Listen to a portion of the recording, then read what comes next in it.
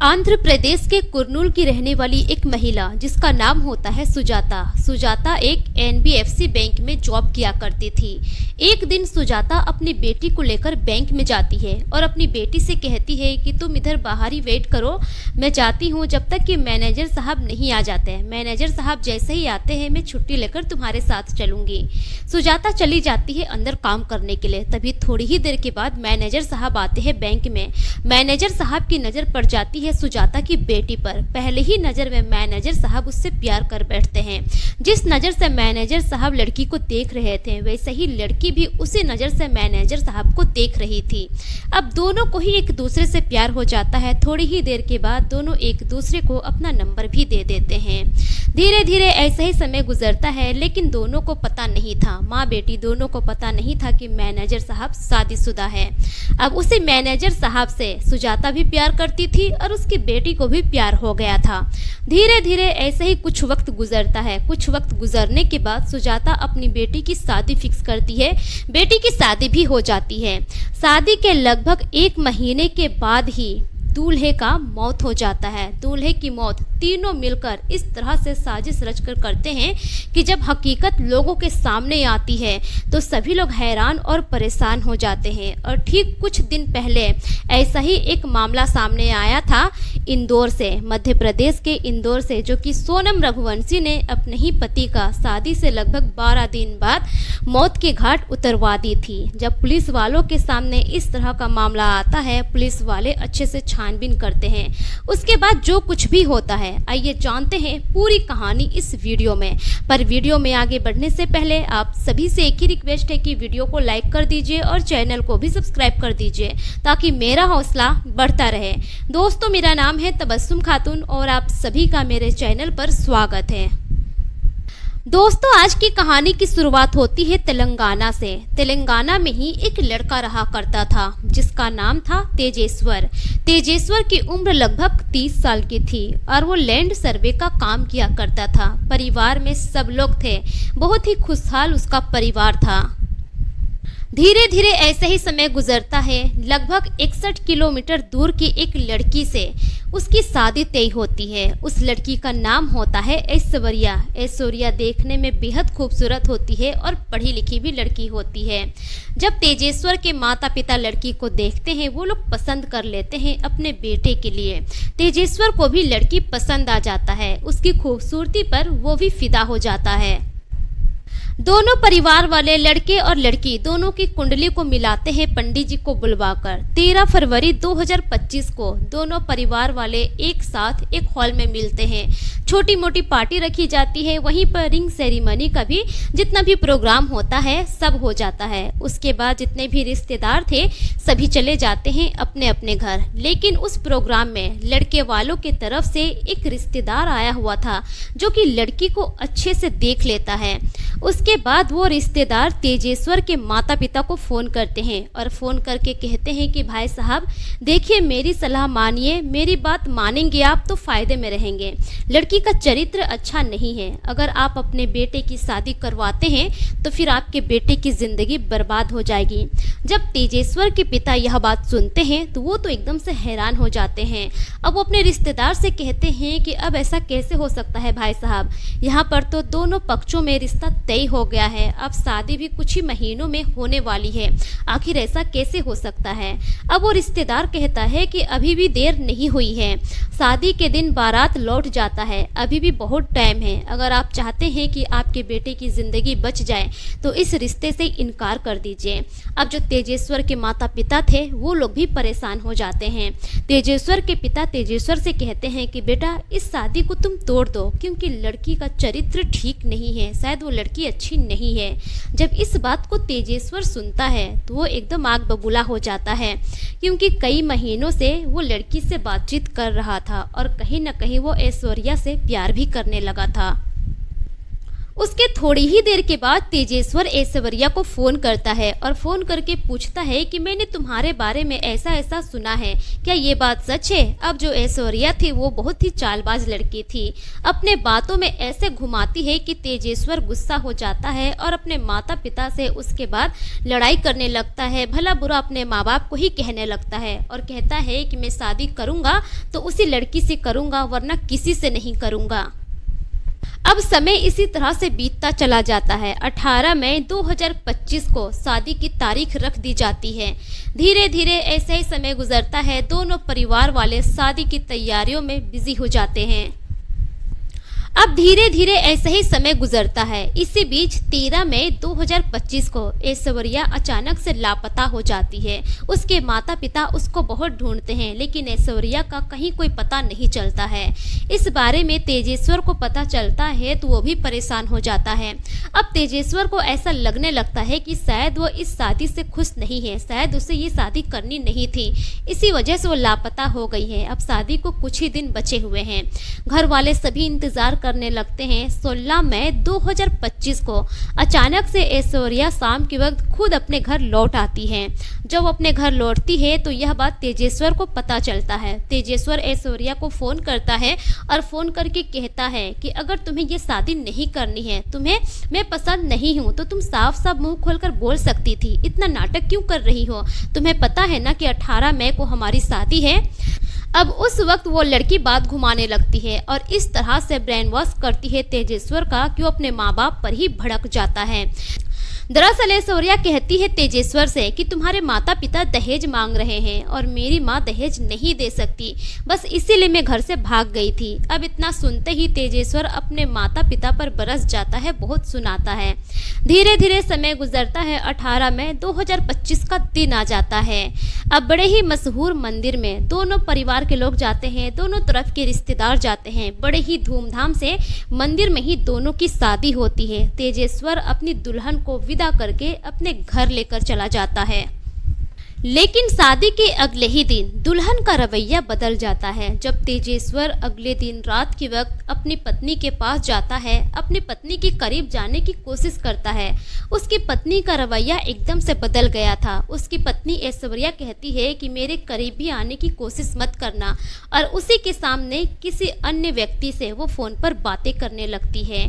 अब उसका यह रवैया देखकर तेजेश्वर हैरान हो जाता है और अपने माता पिता की कही हुई बातों को याद करने लगता है और सोचने लगता है कि मेरे माता पिता सही कह रहे थे कि ये लड़की मेरे लायक नहीं है। लेकिन धीरे धीरे ऐसा ही समय गुजरता है। दोनों के बीच में पति पत्नी का रिश्ता नहीं बन पाता है और 1 महीने का वक्त लगभग ऐसे ही गुजर जाता है। 17 जून 2025 को घर में कुछ लोग आते हैं और कहते हैं कि लैंड सर्वे के लिए आपको मेरे साथ जाना होगा। अब जो तेजेश्वर था उन्हीं लोगों के साथ गाड़ी में बैठता है और चला जाता है। धीरे धीरे इधर शाम का वक्त हो जाता है लेकिन तेजेश्वर का कोई अता पता नहीं था। जब उसके घर वाले फ़ोन करते हैं तो तेजेश्वर का नंबर स्विच ऑफ बता रहा था। पूरे परिवार वाले परेशान हो जाते हैं कि आखिर तेजेश्वर कहाँ चला गया।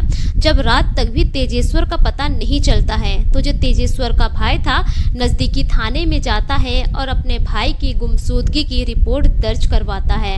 पुलिस वाले रिपोर्ट दर्ज करते हैं और फिर मामले के छानबीन में लग जाते हैं। पुलिस वाले मामले की छानबीन में तो लगते हैं लेकिन कहीं से भी पुलिस वालों को कोई पता नहीं चल पा रहा था। पुलिस वाले बार बार निराश हो रहे थे कि आखिर ऐसा कैसे हो सकता है, ये आदमी कहाँ जा सकता है। अब इसी बीच एक पुलिस वाला अपने सीनियर ऑफिसर से कहता है कि सर आपने एक न्यूज सुना जो बहुत ही ट्रेंडिंग में है, सोशल मीडिया पर वह न्यूज बहुत ही तेजी से वायरल हो रही है। अब ऑफिसर कहते हैं कि कौन सा न्यूज। तब जाकर एक पुलिस वाला कहता है कि सर मध्य प्रदेश के इंदौर शहर का रहने वाला एक लड़का जिसका नाम है राजा रघुवंशी, वो अपनी पत्नी के साथ हनीमून में गया था असम साइड, लेकिन उसकी पत्नी ने गुंडे भिजवा कर अपने पति को मौत के घाट उतरवा दी, वो भी शादी के 12 दिन के बाद ही। इस मामले में भी कुछ ऐसा तो नहीं है। अब जो पुलिस वाले थे वो तो एकदम से हैरान रह जाते हैं। पुलिस वालों के दिमाग में यह बात तो आया ही नहीं था। इसी बीच 21 जून 2025 को एक दूसरे क्षेत्र से पुलिस स्टेशन में एक फोन जाता है और वहां से कहता है कि सर फलाने नहर में एक लाश ऊपर ही पानी में तैर रही है। अब उस इलाके के जो पुलिसकर्मी थे तुरंत पहुंचते हैं, वहां डेड बॉडी को नदी से बाहर निकालते हैं। उसके बाद आजू बाजू के सभी पुलिस स्टेशन में खबर भिजवाई जाती है कि फलाने इलाके में एक डेड बॉडी मिली हुई है। जब यह बात तेजेश्वर के भाई को पता चलता है उसी वक्त वो वहां पर जाता है और जब डेड बॉडी को देखता है तो फूट फूट कर रोने लगता है। दरअसल उस लाश की पहचान वो कपड़ों से करता है, क्योंकि तेजेश्वर जिस कपड़े को पहनकर घर से निकला हुआ था वो कपड़ा तेजेश्वर का भाई पहचान लेता है और पुलिस वालों से कहता है कि सर ये तो मेरे भाई की ही डेड बॉडी है। पुलिस वाले तुरंत उसी वक्त सड़े गड़े लाश को पोस्टमार्टम के लिए भेज देते हैं, लेकिन पोस्टमार्टम रिपोर्ट में भी ऐसा कुछ सबूत नहीं मिलता है। लेकिन जब एक पुलिसकर्मी पुलिस वालों को बताता है कि सर ऐसी ऐसी बात है, मध्य प्रदेश के इंदौर में ऐसा घटना हुआ है, पुलिस वालों का सारा शक चला जाता है नई नवेली दुल्हन ऐश्वर्या पर। पुलिस वाले उसी वक्त ऐश्वर्या को अपनी कस्टडी में लेते हैं। उसके बाद ऐश्वर्या का जो फोन होता है उसको सीडीआर पर लगाते हैं। जब उस फोन की सीडीआर निकलवाई जाती है पुलिस वालों के सामने एक ऐसा सच सामने आता है जिससे पुलिस वाले भी हैरान रह जाते हैं। दरअसल जब सीडीआर निकलवाई जाती है उसमें एक नंबर सामने आता है जिसमें कई दिनों के बीच में ही 2000 बार एक नंबर से बात की गई थी। अब ऐश्वर्या से पूछा जाता है कि ये व्यक्ति कौन है जिससे तुम इतना बात कर चुकी हो। दरअसल वो व्यक्ति कोई और नहीं होता है बल्कि एनबीएफसी बैंक का मैनेजर होता है जिसका नाम होता है ध्रुव माला राव। वो मैनेजर एक शादीशुदा व्यक्ति होता है, उसका अपना ही अलग परिवार होता है, लेकिन ऐश्वर्या उसी से प्यार करती थी।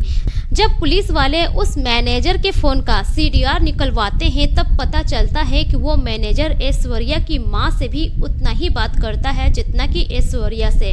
दरअसल यहाँ पर बात खुलकर ये आती है कि मैनेजर माँ बेटी दोनों के साथ प्रेम प्रसंग में था, माँ बेटी दोनों के साथ डेट कर रहा था। पुलिस वाले पहले सीधे से पूछते हैं ऐश्वर्या से कि तुमने अपने पति के साथ क्या किया है, साफ साफ बता दो वरना फिर हमारे पास दूसरा तरीका भी है। अब जो ऐश्वर्या थी बहुत डर जाती है, उसका पूरा बदन थरथराने लगता है।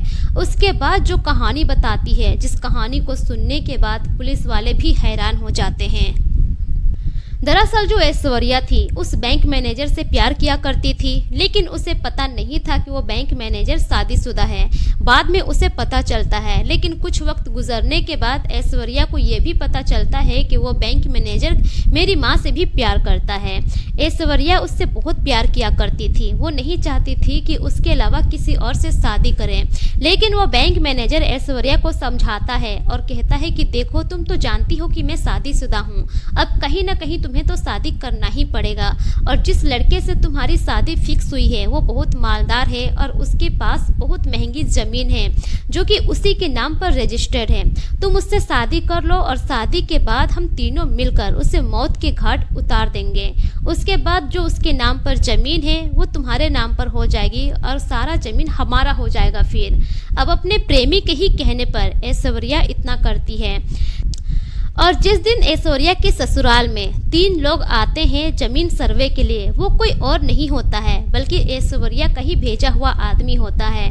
तीनों आदमी मिलकर तेजेश्वर को लेकर जाता है आगे और कुछ दूर आगे जाने के बाद ही गाड़ी में ही उसको मार देता है। मारने के बाद दूसरे क्षेत्र में ले जाता है। पहले तो वो लोग सोचते हैं कि इसको दफना दिया जाए, लेकिन उन लोगों के पास उतना टाइम नहीं था, इसीलिए बड़ी नहर में फेंक कर वो लोग आगे बढ़ जाता है। जब पुलिस वाले यह पूरी कहानी सुनते हैं तो पुलिस वाले भी सोचने पर मजबूर रह जाते हैं। उसके बाद पुलिस वाले ऐश्वर्या की मां को अरेस्ट करते हैं, उस बैंक मैनेजर को अरेस्ट करते हैं और जो 3 लोग थे जिन्होंने उसके पति को मौत के घाट उतारा था उन तीनों को भी पुलिस वाले अरेस्ट करते हैं और सभी को जेल के सलाखों के पीछे भेज देते हैं। तो दोस्तों कहते हैं ना कि गलत काम का अंजाम हमेशा गलत ही होता है। आप कितना ही शातिर क्यों ना निकले, लेकिन आप कानून के हाथ से कभी नहीं बच सकते हैं। एक ना एक दिन कानून की गिरफ्त में आप आ ही जाएंगे। इसलिए कोई भी गलत काम करने से पहले इंसान को 10 बार सोच लेना चाहिए कि इसका अंजाम क्या होगा। दोस्तों ये रही पूरी कहानी आप लोगों के सामने। इस कहानी पर आपकी क्या राय है, अपनी राय कमेंट सेक्शन में जरूर दीजिए। इस कहानी को सुनाने का मकसद किसी की भी भावनाओं को ठेस पहुंचाना नहीं है, बल्कि मेरा मकसद आप सभी को सतर्क करना है, जागरूक करना है, ताकि आप अपना और अपने फैमिली का ख्याल रख सकें। मेरे पिछले वीडियोस में जितने भी लोग कमेंट किए हैं उनके नाम कुछ इस प्रकार से हैं। असलम साद गोपालगंज बिहार से, मुकेश कुमार रजक कोटला नई दिल्ली से, संजय बहादुर गढ़ हरियाणा से, अबू सैफ अंसारी कुवैत से, आयूब अंसारी यूपी से, शिवनंदन सिंह, युवेश तिवारी हर्ष तिवारी उत्तर प्रदेश से, जय सिंह सोनीपत हरियाणा से, सुरजीत सिंह यूएसए से, मोहम्मद अहमद मोंटी चंडीगढ़ से, हिमेश धीमन पटियाला पंजाब से, मास्टर शरीफ नगीना टेलर वजीराबाद दिल्ली से, एमटी आलम अररिया बिहार से। दोस्तों अगर आप लोग भी अपना नाम मेरी वीडियोस में सुनना चाहते हैं तो अपना नाम और अपने राज्य का नाम कमेंट सेक्शन में जरूर लिखें, ताकि मैं अपनी अगली वीडियो में आप सभी का नाम ले सकूं। मिलेंगे फिर एक नई कहानी के साथ, तब तक के लिए शुक्रिया। जय हिंद।